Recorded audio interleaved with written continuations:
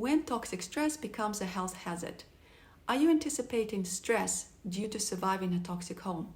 Toxic stress sufferers often report living in a constant state of anticipating stress and predicting stress in their environment. They call it hypervigilance.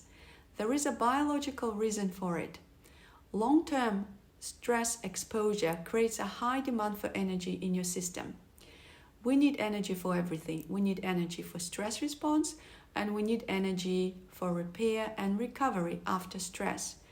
If you suffer from toxic stress, you carry a high allostatic load in your system.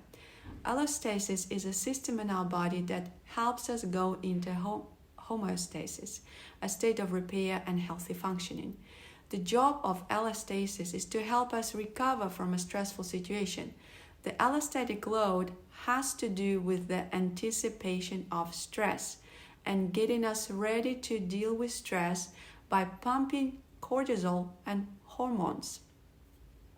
The more stress we anticipate, the more chemicals are going to be pumped. The more often we anticipate stress, the more often chemicals are going to be flooded in. And this increases the allostatic load on our system. If the load is high, we're anticipating a lot of stress, we will resort to ways to help us cope with addiction, cigarettes, binge eating, and other forms of self-medications, which are further damaging to health and again increases the stress and more anticipation of stress.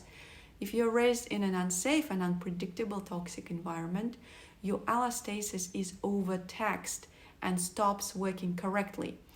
When we are held in constant anticipations of stress, even after we leave the toxic environment.